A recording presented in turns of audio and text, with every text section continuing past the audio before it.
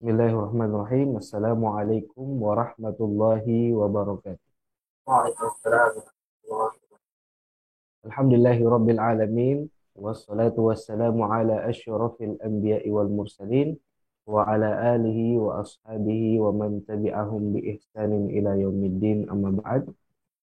Alhamdulillah, puja dan puji syukur atas nikmat Allah subhanahu wa ta'ala. Salawat dan salam kepada junjungan kita Nabiullah Muhammad sallallahu alaihi wasallam. Allahumma salli ala sayyidina.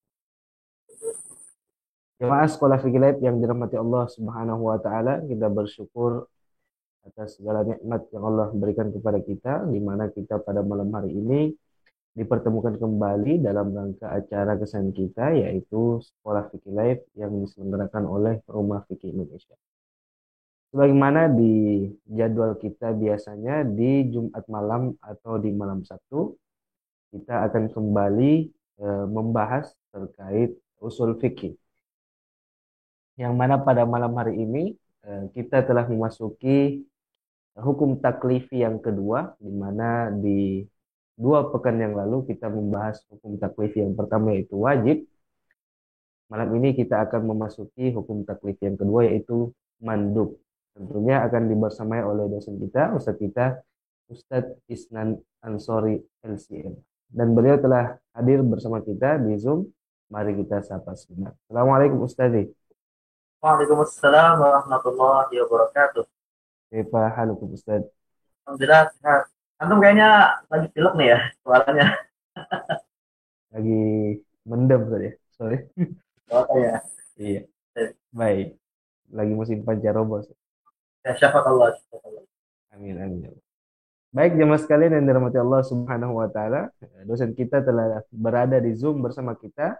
Bagi jemaah yang ingin menikmati fasilitas bertanya langsung di sesi diskusi nanti, silahkan untuk bergabung di Zoom dengan cara mengklik alamat www.rumahfikih.com/zoom. Dengan mengklik alamat tersebut, maka jemaah insya Allah secara otomatis akan bergabung bersama kita di Zoom. Dan di sesi diskusi nanti bisa menikmati fasilitas raise hand untuk bertanya langsung dengan dosen kita. Baik, untuk efisiensi waktu, Fa'alal Ustadz Falyatafaddal Mashkura Fadila. Silakan Ustaz. Baik. Jazakumullah khairan atas waktunya, Ustaz Lukman. Bismillahirrahmanirrahim. Assalamualaikum warahmatullahi wabarakatuh. Waalaikumsalam.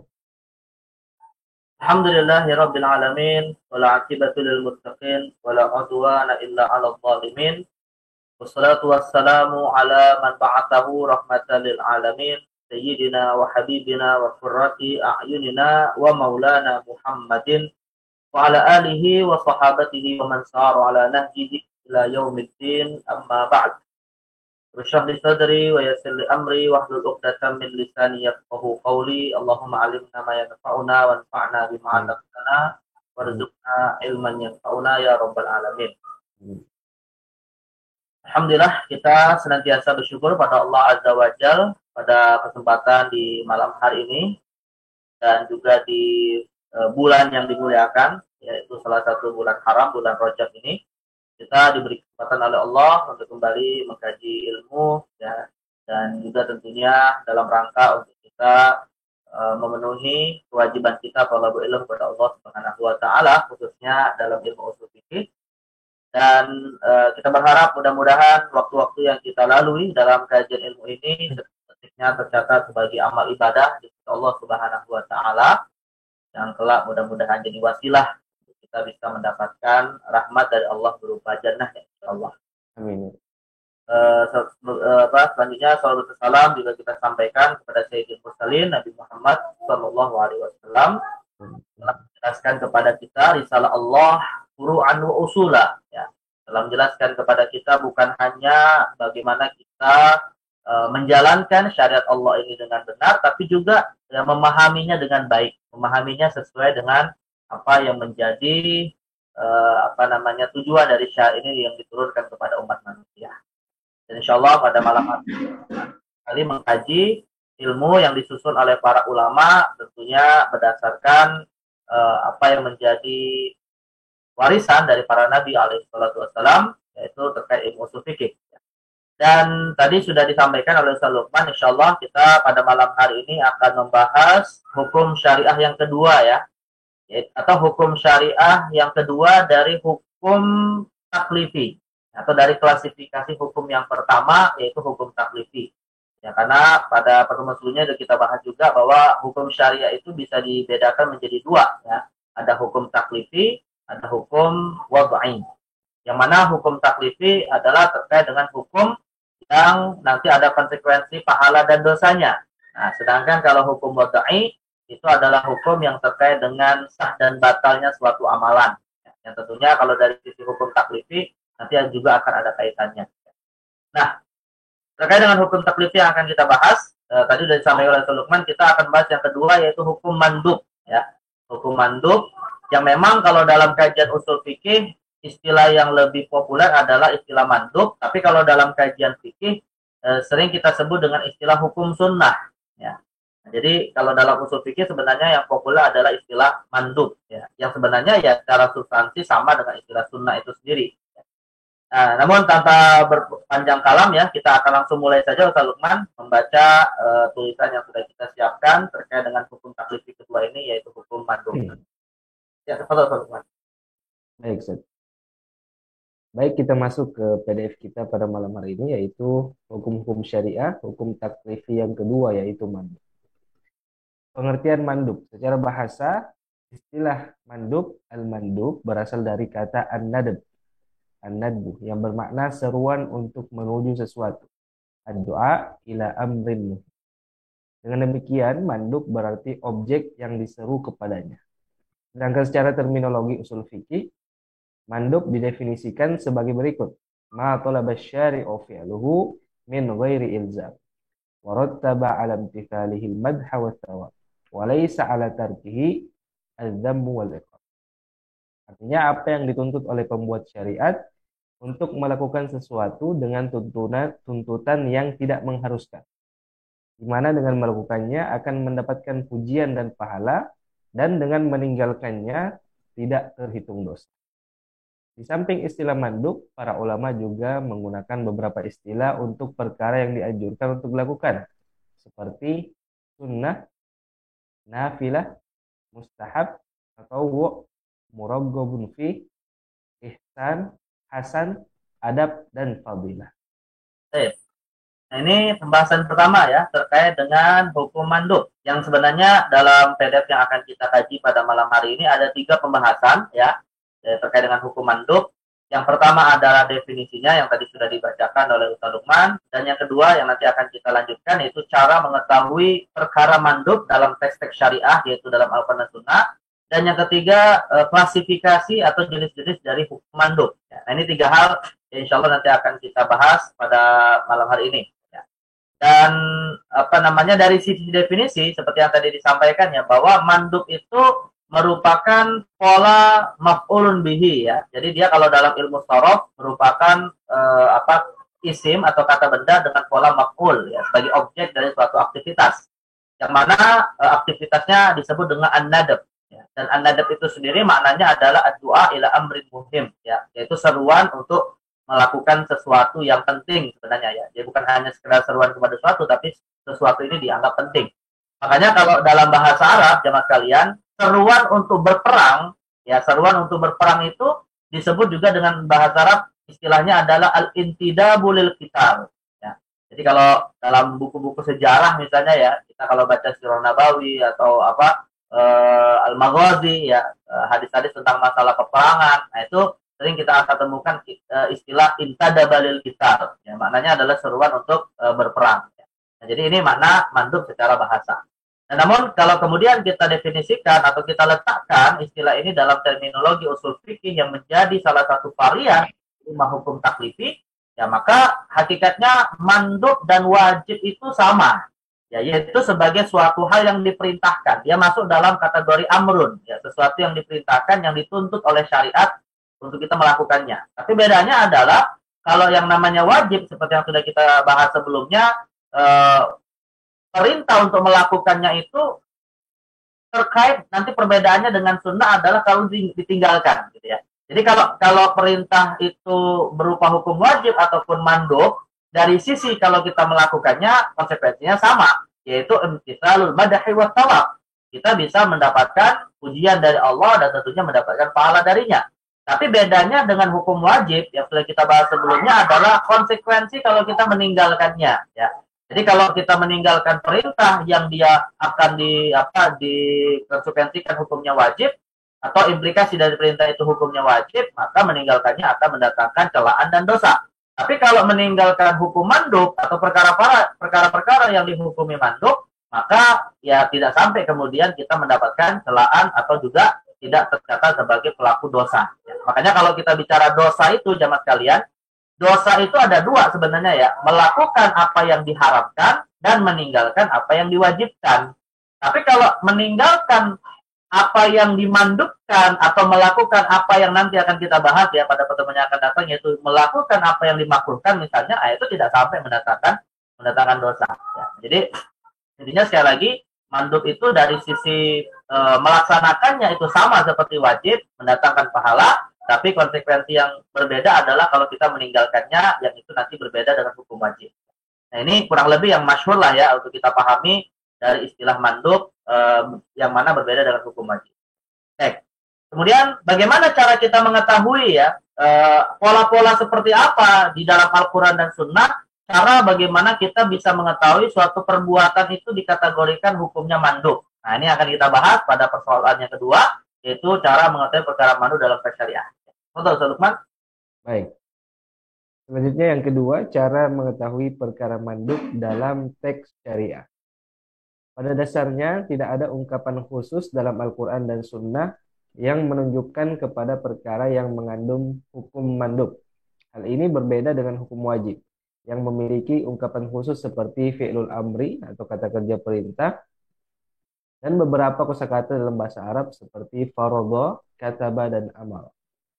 Hanya saja para ulama menyimpulkan beberapa pola ungkapan yang bisa menunjukkan kepada perkara yang dihukumi mandub. Di antaranya sebagai berikut. Yang pertama, setiap format amr atau perintah seperti if'al yang ditakwil atau dialihkan maknanya oleh dalil lain dari perintah yang wajib menjadi perintah yang mandub. Pada dasarnya setiap saya lanjut. Langsung. Lanjut. Pada dasarnya setiap ungkapan kata kerja perintah dalam Al-Quran dan Sunnah akan menunjukkan kepada hukum wajib atas perbuatan yang diperintahkan. Namun perintah itu bisa saja bersifat anjuran yang mandub jika terdapat dalil lainnya yang mengalihkan suatu perintah dari perintah wajib kepada perintah. Contohnya ayat Al-Quran surah Al-Baqarah ayat 282, A'udzubillahi minasyaitonirrajim. Ya ayyuhalladzina amanu idza tadayantum bidainin ila ajalin musamma faktubu. Artinya, hai orang-orang yang beriman, apabila kamu bermuamalah tidak secara tunai untuk waktu yang ditentukan, hendaklah kamu menuliskannya. Ayat ini pada dasarnya merupakan perintah untuk mencatat setiap akad yang ditangguhkan. Namun perintah itu tidak bermakna wajib. Hal ini didasarkan kepada dalil berikut yang mengalihkannya dari perintah wajib menjadi perintah mandub. Fa in amina ba'dukum ba'dha falyu'addil ladzi tumina amanatahu. Tetapi jika sebagian kamu mempercayai sebagian yang lain, maka hendaklah yang dipercayai itu menunaikan amanatnya atau hutang. Nah ini pola pertama ya untuk kita mengetahui beberapa perkara di dalam ketentuan syariat kita yang termaktub di dalam Al-Quran dan Sunnah, dan hukum dari pelaksanaan perkara tersebut adalah mandub ya. Nah tadi disampaikan di awal bahwa sebenarnya memang tidak ditemukan pola khusus ya terkait dengan perbuatan itu dihukumi mandub. Khususnya nanti kalau misalnya ya jamaah sekalian, kita akan membahas dalam bab yang ketiga ya dalam ilmu ushul fikih terkait dengan dalalatul alfaz misalnya ya. Ya dalalatul alfaz itu artinya bagaimana para ulama kita menteorisasikan metode dalam melakukan istinbat hukum atas teks-teks Al-Quran yang wujudnya bisa perintah, larangan, atau lafaz umum, lafaz khusus, mutlak, muqayyad ya. Nanti ada istilah zahir, ada istilah takwil, ada istilah mujmal, dan seterusnya.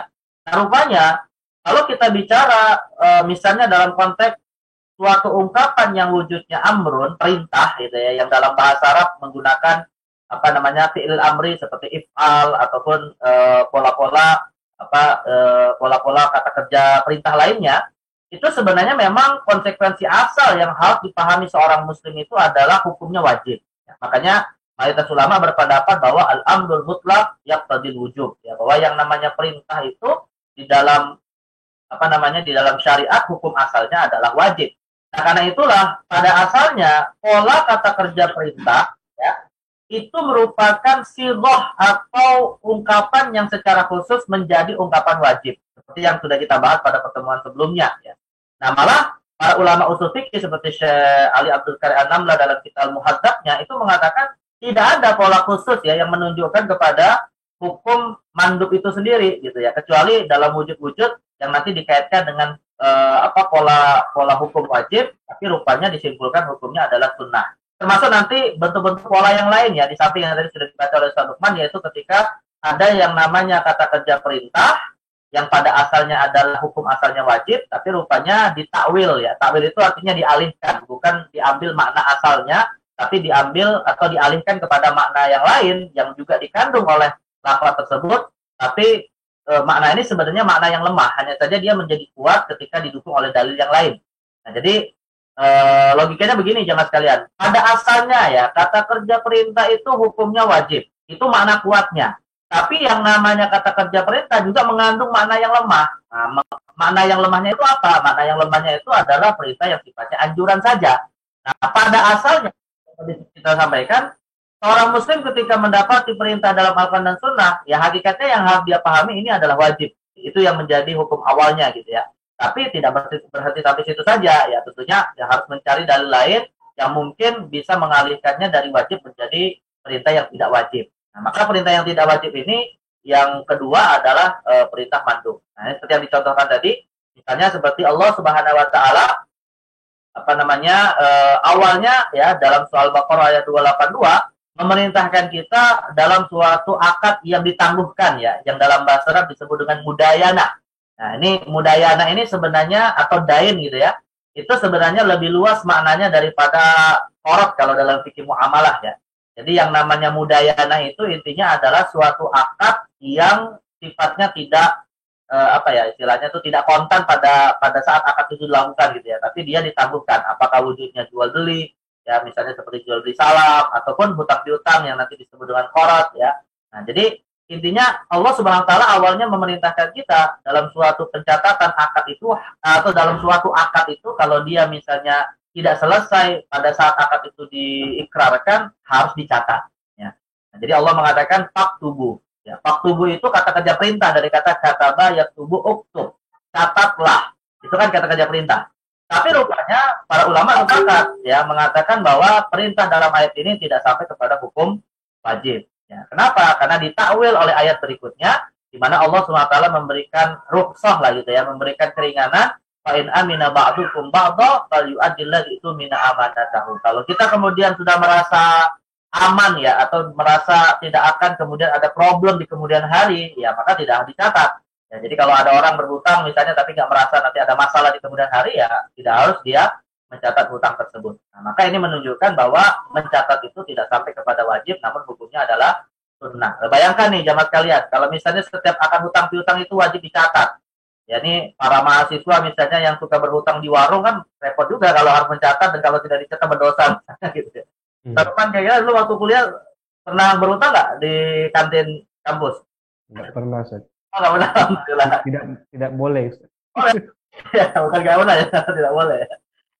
Jadi artinya kalau misalnya ya setiap hutang piutang itu harus dicatat, kan repot gitu ya, merepotkan kita juga sebenarnya kan, apalagi kalau nilainya tidak terlalu besar misalnya. Nah, jadi ya alhamdulillah syariat kita memberikan keluasan bahwa pencatatan ini hukumnya adalah anjuran saja. Tapi bukan berarti tidak penting ya. Kalau misalnya di kemudian hari bisa menimbulkan konflik ya maka ya tentunya sebaiknya dicatat. Nah, jadi ini menunjukkan kepada kita perintah pencatatan itu bukan wajib tapi sunnah ya atau mandub ya, bahasa yang tadi kita sebutkan adalah mandub ya. Betul, kemudian yang kedua teman. Baik, kita masuk ke bagian B yaitu lafal sunnah berikut derivasinya. Pada dasarnya lafal sunnah tidaklah selalu menunjukkan kepada hukum mandub, bahkan bisa saja menunjukkan kepada hukum wajib atau perkara lainnya. Namun para ulama menelusuri bahwa jika terdapat amalan yang disandingkan dengan amalan wajib, namun memiliki hukum yang berbeda berdasarkan petunjuk dari ungkapan yang berbeda, dua perbuatan itu juga terikat dengan hukum yang berbeda. Dan hal itu berlaku pula pada ungkapan sunnah. Contoh, ini hadis riwayat Nasai, Ahmad dan Ibnu Majah. Innallaha tabaraka wa ta'ala farada siyama ramadhana 'alaikum wa sanantu lakum qiyamah. Faman shamahu wa qamahu imanan wa ihtisaban kharaja min dunubi kayaumi waladathu ummuh. Artinya sesungguhnya Allah mewajibkan atas kalian puasa Ramadan dan mensunnahkan qiyamnya atau salat malam. Maka barang siapa yang berpuasa dan sholat malam atas dasar iman dan mengharapkan pahala, maka dirinya akan bersih dari dosa sebagaimana saat dilahirkan oleh ibunya. Nah, baik. Nah, ini ungkapan kedua ya, yaitu ungkapan sunnah. Tapi seperti yang tadi disampaikan ya, sebenarnya istilah sunnah ini jamaah sekalian itu tidak selalu menunjukkan kepada hukum mandub ya. Makanya bisa kita katakan tidak setiap kata sunnah itu hukumnya mandub ya, atau bisa kita katakan begini, setiap mandub itu sunnah, tapi tidak setiap sunnah adalah mandub ya. Karena kalau kita baca hadis-hadis Nabi misalnya ya, ataupun perkataan para sahabat ya, misalnya yang seringkali kita temukan perkataan Sayyidina Ibnu Abbas ya, ketika dikatakan ini termasuk gitu ya, bisa saja yang dimaksud sunnah Nabi itu bukan hukumnya mandub gitu, malah bisa saja hukumnya wajib gitu ya. Atau bisa juga kalau kita dapati dalam beberapa teks syariat, istilah sunnah itu maknanya syariat itu sendiri ya, artinya ya syariat itu artinya Islam itu sendiri gitu ya. Nah, jadi istilah sunnah itu secara mutlak tidak selalu menunjukkan kepada hukum mandub ya, tapi dia pun menunjukkan kepada salah satu maknanya adalah mana hukum mandub itu sendiri. Nah, karena itu kalau kita membaca ayat Al-Qur'an ataupun hadis Nabi Shallallahu Alaihi Wasallam jemaah sekalian, kita harus hati-hati nih ya ketika mendapati itu ada suatu hal atau ada suatu perkara dikatakan sunnah, hati-hatinya begini, jangan langsung kita kemudian menilainya itu adalah mandub hukumnya gitu ya, sampai kita betul-betul mendapatkan petunjuk yang jelas bahwa perkara itu hukumnya adalah mandub ya, karena bisa saja sunnah itu nanti hukumnya wajib ataupun hukum yang lain ataupun perkara yang lain ya. Nah, ini satu contoh ya, satu contoh bahwa istilah sunnah di dalam hadis Nabi itu maknanya menunjukkan kepada hukum mandub ya, karena memang ada petunjuk bahwa Rasulullah SAW membedakan antara suatu amalan atau antara dua amalan ya, yang satu amalan dihukumi wajib, sedangkan amalan lain dihukumi yang berbeda. Padahal amalan itu ibadah, berarti menunjukkan tidak ada hukum lain dari suatu ibadah ya selain wajib adalah sunnah. Kan nggak mungkin disyariatkannya suatu ibadah tapi hukumnya makruh, haram atau mubah, itu kan mustahil gitu ya. Yang namanya ibadah itu kan antara dua hukum, apakah dia wajib atau sunnah ya. Nah, jadi ketika Rasul membedakan, nah, berarti menunjukkan hukumnya pun berbeda. Nah, ini seperti yang tadi dibacakan hadis riwayat Imam Nasai, Ahmad, Ibnu Majah ya. Jadi Rasulullah SAW mengatakan bahwa Allah fardukan puasa Ramadan dan aku sunnahkan atas kalian qiyamul lailnya, salat tarawih ya. Nah, berarti ini menunjukkan puasanya kan kita tahu hukumnya fardu karena ungkapannya jelas fardhu. Tapi kemudian ketika dibedakan hukumnya dengan hukum salat tarawih di malam Ramadan yang kemudian disebut dengan istilah sunnah, nah maka ini menunjukkan kepada kita istilah sunnah yang dimaksud dalam hadis ini adalah hukum mandub ya, jadi bukan sesuatu yang wajib. Dan memang para ulama sepakat bahwa qiyamul lail hukumnya tidak sampai wajib. Nah, jadi maka langsung bisa kita simpulkan istilah sanantu lakum qiyamah, dan aku sunnahkan atas kalian qiyamnya. Nah, ini menunjukkan hukumnya adalah mandub bukan wajib.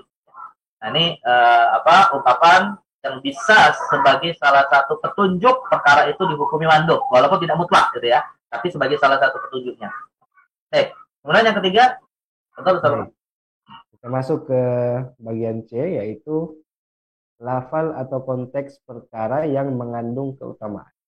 Contohnya hadis riwayat Imam Tirmidzi, man tawaddaa yaumal jumu'ati fabiha wa ni'mat wa man ittasala fal ghuslu afdal. Barang siapa yang berwudu untuk sholat Jumat, maka itu baik, dan barang siapa yang mandi, maka mandi itu lebih utama. Nah, ini juga sama sebenarnya dengan istilah sunnah tadi ya. Jadi ketika ada beberapa hukum dibedakan dan rupanya salah satunya dikategorikan lebih utama, ya berarti menunjukkan bahwa hukumnya adalah sunnah gitu, tidak sampai kepada hukum wajib dari perkara yang pertama gitu ya. Nah, jadi misalnya kita baca dalam hadis riwayat Tirmidzi ini kan Rasul mengatakan man tawaddaa yaumal jumu'ah fa biha wa ni'mat. Barang siapa yang berwudu pada hari Jumat. Artinya untuk bersiap melaksanakan sholat Jumat dia berwudu. Nah, ini yang menjadi persoalan begini nih. Yang dimaksud berwudu di sini wudu wajib atau wudu sunnah juga perlu dipertanyakan gitu ya. Karena bisa jadi ada orang yang sholat subuhnya dia sudah dalam kondisi suci dari hadas, tapi sampai kemudian siang hari menjelang sholat Jumat tidak batal hadasnya. Kan tetap sah sholat Jumatnya kan, walaupun dia pakai wudhu sholat subuh kan. Nah, jadi ketika Nabi SAW mengatakan fabi hawa nikmat, ini pun sebenarnya menunjukkan kepada hukum asalnya sunnah gitu ya, tidak sampai kepada wajib ya. Karena Rasul memuji, barang siapa yang berwudhu ketika dia mau sholat Jumat, maka itu baik. Ya, sesuatu yang baik itu pada dasarnya sesuatu yang dipuji, tapi tidak sampai menunjuk pada hukum yang harus dilakukan. Ya. Wa man irtasala fal ghusl afdal. Tapi kalau kemudian dia lebih dari itu, bukan hanya wudhu tapi juga mandi, maka itu lebih utama daripada sekedar berwudhu. Nah, maka ketika kata-kata afdal itu disebutkan, nah ini juga satu isyarat bahwa mandi sebelum sholat Jumat itu hukumnya adalah sunnah. Dan ini pendapat kebanyakan ulama ya, walaupun memang kalau kita bandingkan dengan beberapa hadis sahih dan Bukhari dan Muslim, ada isyarat bahwa mandi di hari Jumat itu hukumnya wajib ya. Karena Rasul mengatakan ala kulli muhtalim ya, pada setiap orang muhtalim itu wajib dia mandi di hari Jumat. Tapi nanti tafsirnya beda lagi nih, muhtalim ini apakah maksudnya orang yang wajib sholat Jumat karena sudah balik, atau muhtalim di sini maknanya adalah yang dalam kondisi berhadas besar gitu ya. Nah, ini nanti lain lagi persoalannya. Tapi intinya istilah afdal menunjukkan kepada hukum sunnah itu sendiri. Tapi istilah afdal ini bukan ungkapan mandub sebenarnya ya, bukan sigo mandub sebenarnya ya. Tapi petunjuknya kepada hukum mandub. Nah yang terakhir, teman. Baik. Bagian D, lafal, tatawwu, dan semisalnya. Contohnya, setiap ibadah sholat yang dilakukan Nabi selain sholat 5 waktu, dan setiap bentuk puasa yang dilakukan Nabi selain puasa Ramadan. Antul Hatta ibnu Ubaidillah anna Arabiyan ja'a ila Rasulillahi sallallahu alaihi wasallam sa'irar ra's. Qala ya Rasulullah, akhbirni madza faradallahu alayya minas shalah. Qala as-salawatil khamsa illa an tatawwa'a syai'an. Faqala akhbirni ma faradallahu alayya minas siyam. Faqala syahra ramadana illa an tatawwa'a syai'an. Faqala akhbirni bima faradallahu alayya minaz zakah. Faqala akhbarahu Rasulullah sallallahu alaihi wasallam syara'i'al Islam. Qala walladhi akramaka la atatawwa'u syai'an wala anqusu mimma faradallahu alayya syai'an. Faqala Rasulullah sallallahu alaihi wasallam aflaha in sadaqa au dakhala al-jannah in sadaqa. Rawahul Bukhari. Artinya dari Thalha bin Ubaidullah, ada seorang Arab Badui datang kepada Rasulullah sallallahu alaihi wasallam dalam keadaan kepalanya penuh debu lalu berkata, "Wahai Rasulullah, kabarkan kepadaku apa yang telah Allah wajibkan buatku tentang salat." Maka beliau sallallahu alaihi wasallam menjawab, "Salat 5 kali kecuali bila kamu mau menambah dengan tatawwu atau yang sunnah." Orang itu bertanya lagi, "Lalu kabarkan kepadaku apa yang telah Allah wajibkan buatku tentang saum atau puasa." Maka beliau sallallahu alaihi wasallam menjawab, "Saum di bulan Ramadan kecuali bila kamu mau menambah dengan yang sunnah atau yang tatawwu." Orang itu bertanya lagi, "Lalu kabarkan kepadaku apa yang telah Allah wajibkan buatku tentang zakat." Berkata Thalha bin Ubaidullah radhiyallahu an, maka Rasulullah sallallahu alaihi wasallam menjelaskan kepada orang itu tentang syariat-syariat Islam. Kemudian orang itu berkata, "Demi zat yang telah memuliakan Anda, aku tidak akan mengerjakan yang sunnah sekalipun. Namun aku pun tidak akan mengurangi satupun dari apa yang telah Allah wajibkan buat." Maka Rasulullah SAW berkata, dia akan beruntung jika jujur menepatinya, atau dia akan masuk surga jika jujur menepatinya. Hadis riwayat Bukhari. Ini cara beragama yang minimalis. Cara beragama yang hanya memenuhi perkara yang wajib saja gitu ya. Nah, makanya ada isyarat juga dari Luqman di dalam Al-Qur'an ya, bahwa Allah Subhanahu wa taala menginformasikan umat Islam yang menerima dan beriman kepada Al-Qur'an itu Allah bagi menjadi 3 ya. Allah bagi umat Islam yang menerima syariat Nabi Muhammad dan bersyahadat masuk Islam dan seterusnya, itu Allah bagi menjadi 3 ya, dalam Al-Qur'an. Saya lupa surat berapa, ayat apa gitu ya. Atau surat apa dan ayat berapa gitu ya. Jadi Allah menyebut ada 3. Pertama sabiqum bil khairat, yang kedua muqtasid, dan ya zalimul li nafsih. Ya. Nah, jadi sabiqum bil khairat, muqtasid, dan zalimul li nafsih. Nah, hadis ini sebenarnya menjelaskan tentang cara beragama orang yang muqtasid. Ya. Jadi cara beragama minimalis yang memang Rasulullah menjanjikan surga juga selama jujur dengan amalan tersebut ya. Jadi sebagian ahli tafsir itu ada yang mengatakan yang dimaksud dengan sabiqum bil khairat itu adalah orang-orang yang memenuhi yang wajib sekaligus menambah yang sunnah. Itu sabiqum bil khairat ya. Tapi kalau yang namanya muqtasid hanya mencukupkan amalan yang wajib saja gitu ya, dan kemudian tidak melakukan yang sunnah. Nah, sedangkan kalau zalimul li nafsih itu adalah yang menzalimi dirinya. Dia beriman tapi tidak menjalankan syariat gitu ya. Nah, itu zalimul li nafsih. Nah, sebagian ahli tafsir ada yang mencontohkan juga ya, misalnya sabiqum bil khairat itu orang yang sholat 5 waktu tapi juga sholat sunnah, atau puasa Ramadan tapi juga puasa sunnah, atau bayar zakat tapi juga sedekah ya. Itu namanya sabiqum bil khairat. Tapi kalau muqtasid hanya sholat 5 waktu saja, puasa Ramadan saja, bayar zakat saja ya. Nah, sedangkan zalimul li nafsi yang dia mengaku muslim tapi sholatnya bolong-bolong, zakatnya nggak ditunaikan, puasa Ramadan tidak ditunaikan dan seterusnya.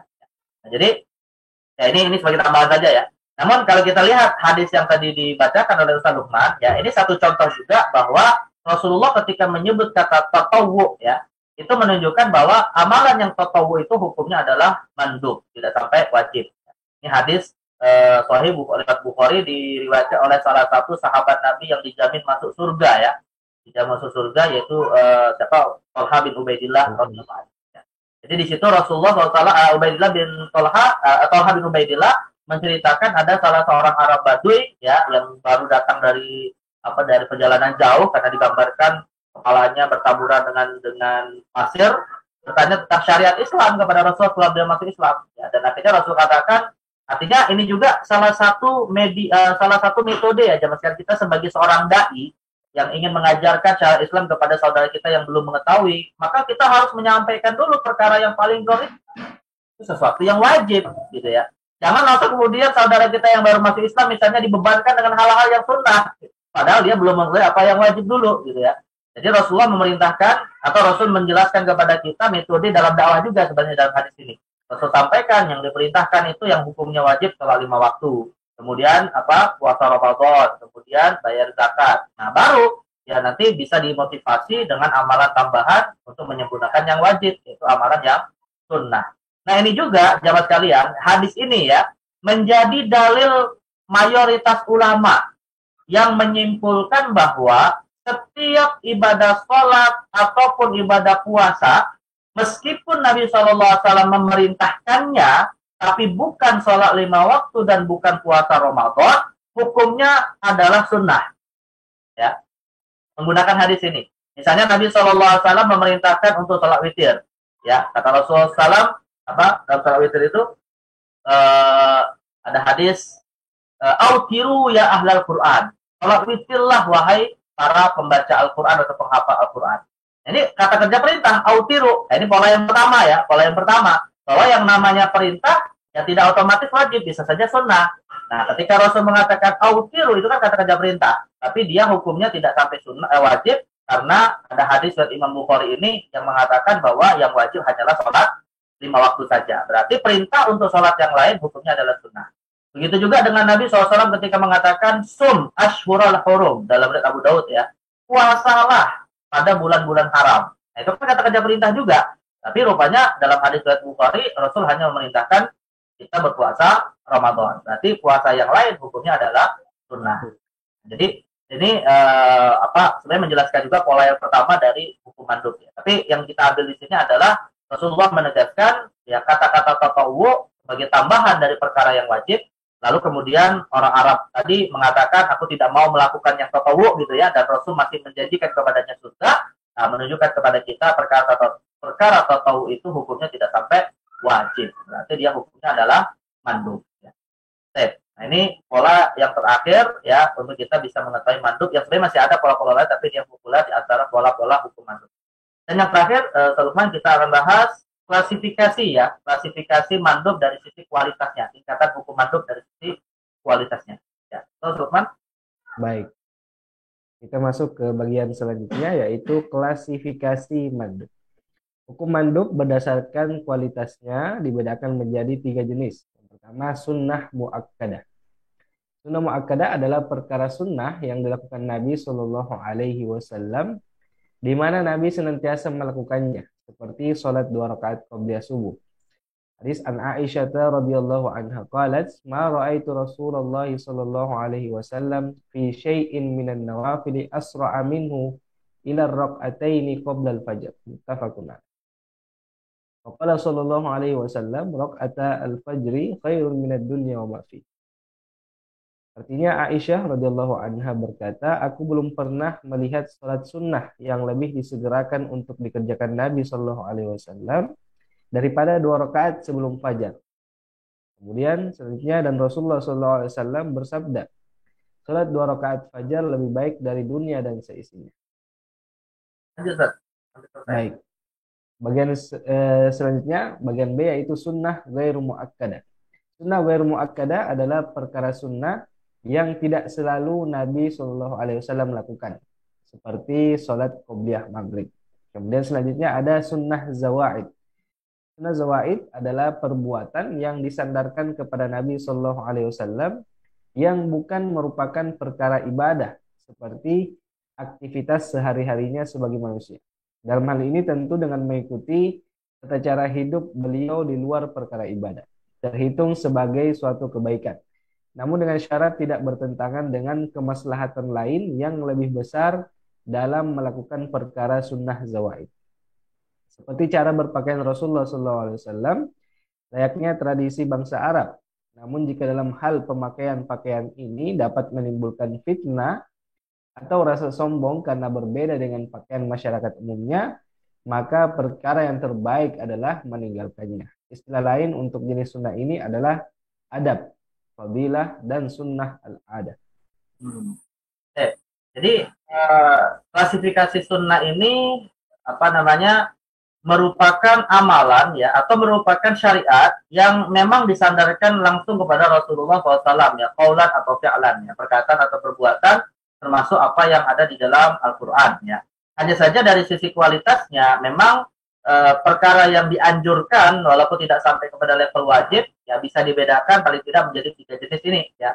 Pertama ada sunnah muakkadah. Nah, ini kalau kita, dan ketiga klasifikasi atau ketiga tingkatan sunnah ini atau 3 tingkatan mandub ini, kalau kita kaitkan ya dengan sosok Nabi SAW, maka bisa kita katakan sunnah muakkadah itu atau hukum mandub yang dia ditekankan untuk kita juga bisa mungkin melakukannya adalah perkara-perkara yang hukumnya mandub dan Nabi senantiasa melakukannya meskipun tidak sampai kepada level wajib ya, walaupun tidak sampai kepada level wajib. Nah, ini misalnya contohnya adalah sholat qobliyah subuh ya. Walaupun sebenarnya di dalam hadis yang tadi dibacakan terkait dengan sholat qobliyah subuh ada juga sih ungkapan yang menunjukkan kepada hukum mandub, tapi tidak kita sebutkan tadi ya, dari 4 ungkapan, yaitu ketika Aisyah radhiyallahu anha menyebutnya dengan istilah nawafil. Maka ketika Aisyah mengatakan tidak ada sholat yang termasuk sholat nawafil yang Nabi SAW senantiasa menjaganya dan mengerjakan sholat tersebut kecuali sholat qobliyah fajar.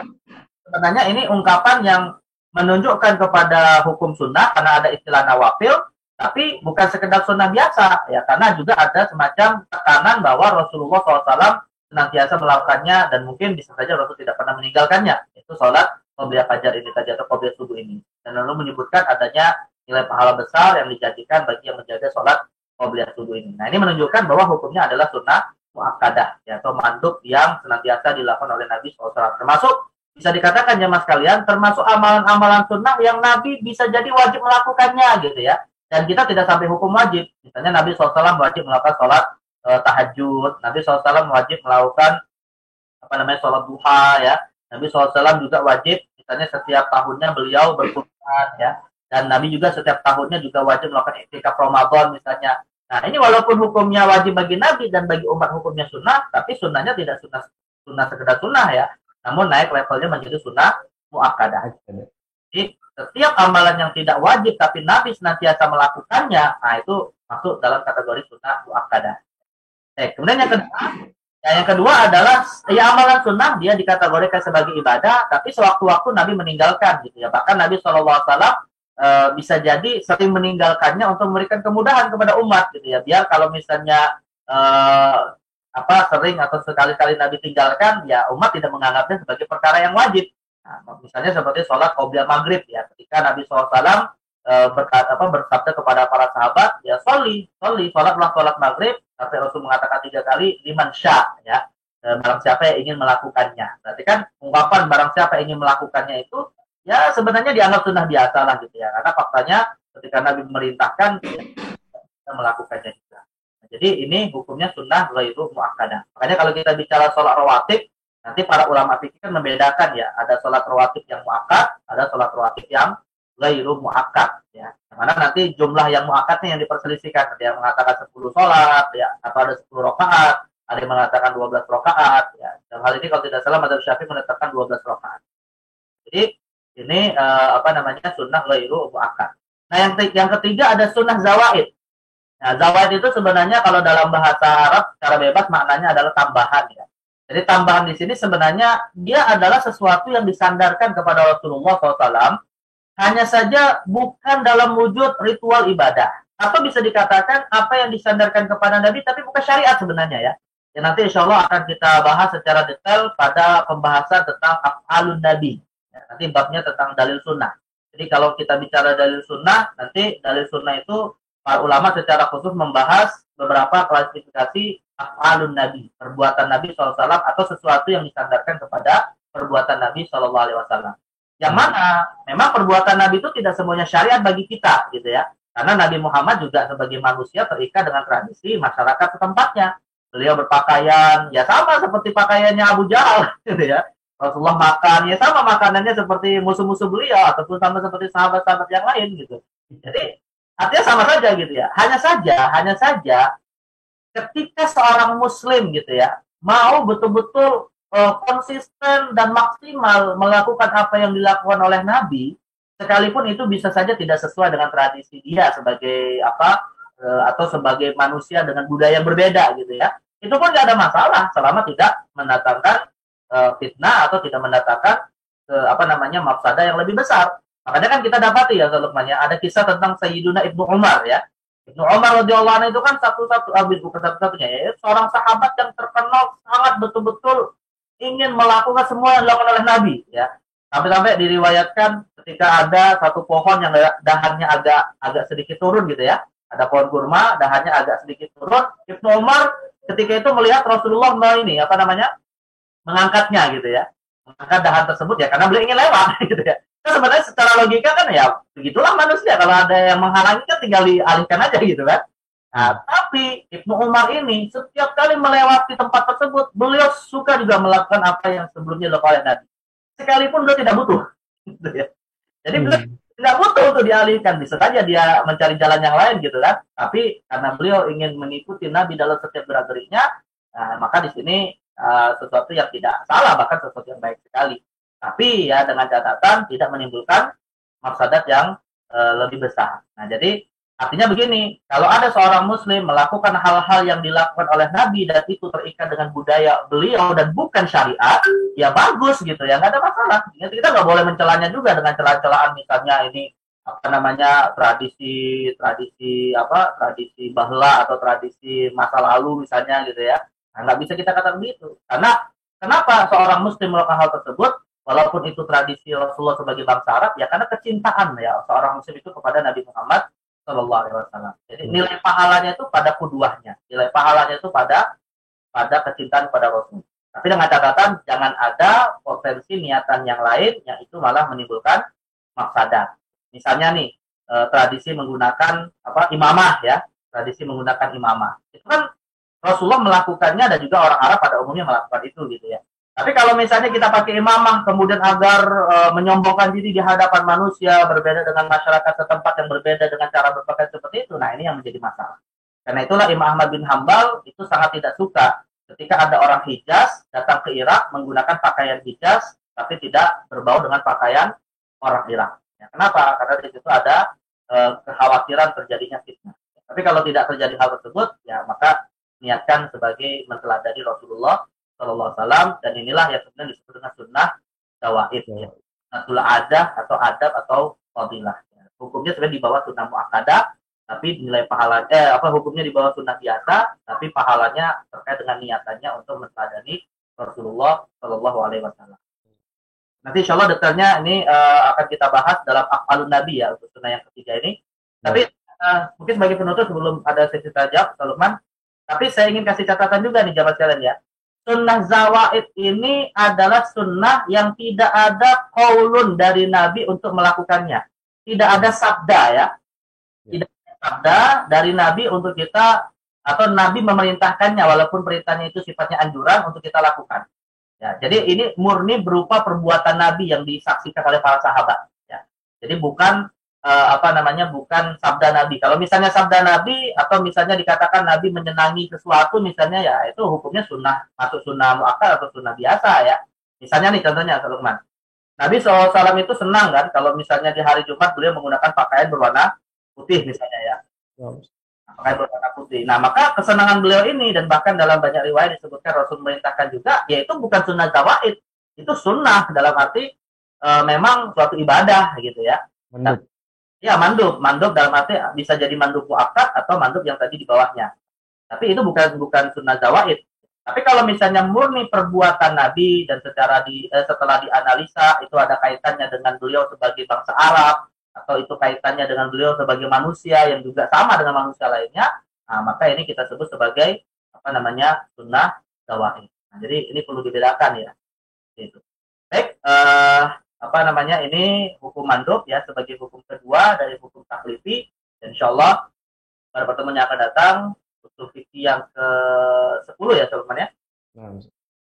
Usul fikih yang ke-10 kita akan bahas hukum yang ketiga dari hukum taklifi yaitu hukum haram.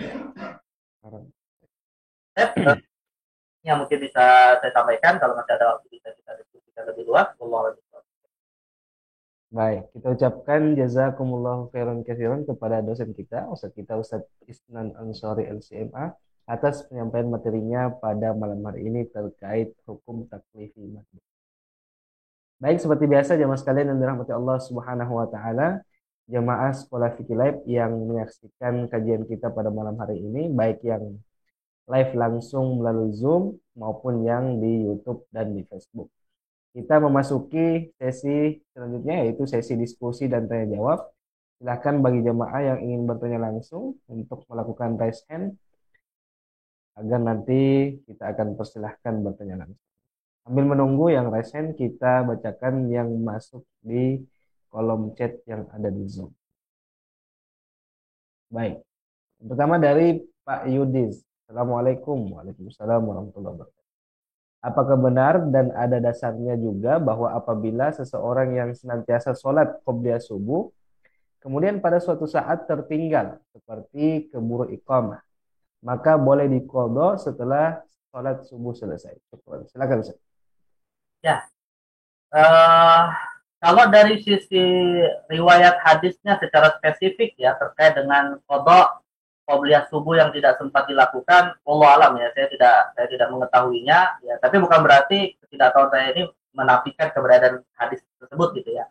Tapi ada juga para ulama yang mendasarkannya kepada qiyas kepada qadha Rasulullah atas ba'diyah zuhur. Kalau ini hadisnya sahih riwayat Imam Muslim dan kalau tidak salah juga riwayat Imam Bukhari ya dari Ummu Salamah radhiyallahu anha. Jadi Nabi Shallallahu alaihi wasallam itu diriwayatkan dari Ummu Salamah bahwa beliau pernah melakukan sholat setelah asar ya. Jadi beliau melakukan sholat setelah asar dan ditegaskan juga di dalam hadis riwayat Aisyah radhiyallahu anha bahwa Nabi SAW itu tidak pernah meninggalkan dua sholat sunnah, yaitu sholat qobliyah subuh dan sholat ba'diyah asar. Ya, jadi Rasulullah pernah melakukan sholat ba'diyah asar lah gitu istilahnya ya.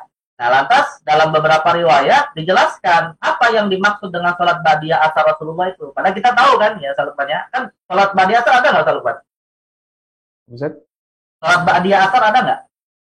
Nggak ada Ustaz. Ada kan? Nah, tapi ada dalam riwayat Ummu Salamah dan Aisyah radhiyallahu anha bahwa Rasul pernah melakukannya. Nah, maka disebutkan dalam hadis riwayat Imam Bukhari yang menafsirkan hadis itu dari Bukhari yang meriwayatkan dan juga diriwayatkan oleh Imam Abu Dawud. Dan ini disebutkan cukup detail oleh Imam Ibnu Hajar Asqalani di dalam Fathul Bari bahwa Rasulullah SAW melakukan sholat ba'diyah asar itu maksudnya adalah qadha sholat ba'diyah zuhur.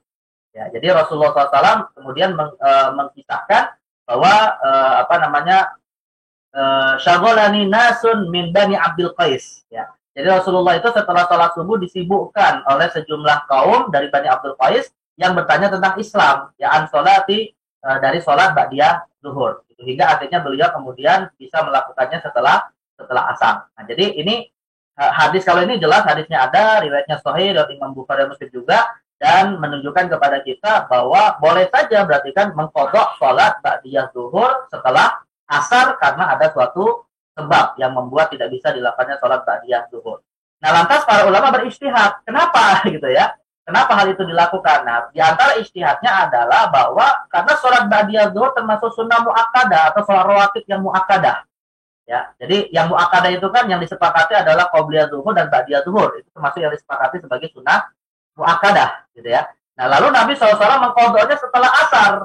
Nah, Nabi SAW mengkodoknya setelah asar, berarti ya dikiaskan kepada sholat ini untuk sholat sunnah rawatib mu'akkadah lainnya, kalau memang tidak bisa melakukannya karena suatu sebab tertentu, bisa dikodok setelah sholat fardu itu sendiri. Bahkan mungkin dilakukan pada waktu yang dilarang. Ya, misalnya tadi setelah asar ataupun yang ditanyakan setelah subuh. Nah, maka ini landasan kita boleh mengkodoknya. Tapi sebenarnya begini, jamaah sekalian, ada juga satu solusi lain. Kalau misalnya yang tadi ditanyakan ya, kalau nggak salah, tadi pertanyaannya gini solusinya. Ada orang tidak sempat sholat qobliyah subuh, lantas kemudian ketika masuk masjid sudah ikomat ya. Nah, Ustaz. Nah, Buru ikomat. ikomat ya. Ada satu solusi lagi sebenarnya, selain ya, bukan berarti apa harus kodok, tidak. Selain mengkodoknya setelah subuh, ada satu solusi lagi. Kalau memang kita sudah tidak sempat mendapati sholat qobliyah subuh. Solusinya adalah at-tasyrik bin niyah. Ya, menggabungkan dua niat. Jadi sholat qobliyah tadi langsung kita gabungkan niat melakukannya itu bersama dengan sholat subuh. Nah, itu dibolehkan. Seperti kata Imam As-Suyuti dalam kitab Al-Ashbah wan Nadhair, tapi beliau mencontohkan sholat tahiyatul masjid.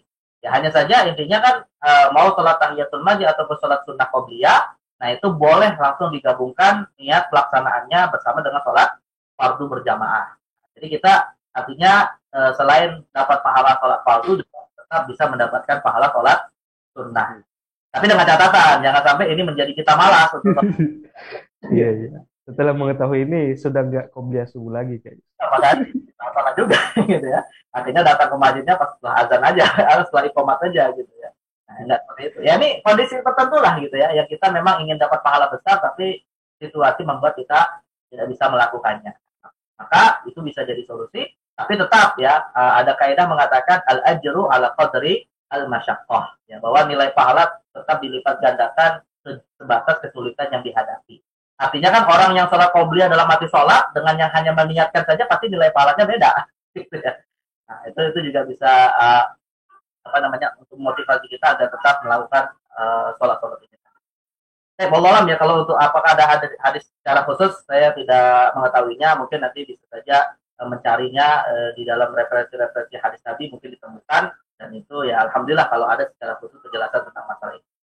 Wallahualam betul. Baik. Semoga terjawab Pak Yudis. Dan sepertinya materinya sudah sangat dipahami saja, tidak ada yang raise hand, dan di live kita yang lain juga tidak ada pertanyaan, dan di kolom chat Zoom juga sudah dijawab. Dan berarti dengan terjawabnya pertanyaan dari Bapak Yudis itu menandakan kita telah berada di penghujung kajian kita pada malam hari ini. Kita ucapkan kembali jazakumullahu khairan katsiran kepada Ustadz kita, Ustadz Isnan Ansori LSMA, atas materinya pada malam hari ini. Dan insya Allah kita akan lanjutkan di Jumat malam mendatang dengan hukum taklifi yang selanjutnya, yaitu haram, Ustadz ya. Baik. Ucapan terima kasih juga kepada seluruh hadirin, seluruh jamaah Sekolah Fikih Live yang hadir, baik di live Zoom, YouTube, dan Facebook. Semoga apa yang antum sekalian luangkan dari waktu dan kuota menjadi pemberat amal timbangan kebaikan ketika nanti kita dihisab. Amin ya rabbal alamin. Baik jemaah sekalian yang dirahmati Allah Subhanahu wa taala, sebelum kita tutup, kami ingin menyampaikan informasi bahwa kami dari tim Sekolah Fikih Live membuka peluang amal jariah untuk jemaah sekalian, yaitu dengan menyalurkan donasi atau infak ke rekening yang tertera di layar kaca jemaah sekalian. Ya. Dari kaca jemaah sekalian sudah tertera rekening Bank Muamalat dan Bank Syariah Indonesia. Atau bisa dengan lebih mudah dengan melakukan scan di barcode yang tertera di layar kaca jamaah sekalian. Semoga apa yang jamaah sekalian infakkan menjadi amal jariah dan menjadi pemberat timbangan amal kebaikan ketika nanti amal kita dihisab. Amin amin ya rabbal alamin. Baik, mari kita tutup kajian kita dengan sama-sama membaca doa kafaratul majelis. Subhanakallahumma bihamdik nasyhadu an la ilaha illa anta wa nastaghfiruka wa natubu ilaik. Saya Lukman Safri, mohon undur diri mewakili kru yang bertugas. Mohon maaf bila ada salah-salah kata. Wabillahi taufiq wal hidayah. Wassalamualaikum warahmatullahi wabarakatuh. Waalaikumsalam warahmatullahi wabarakatuh. Ayo.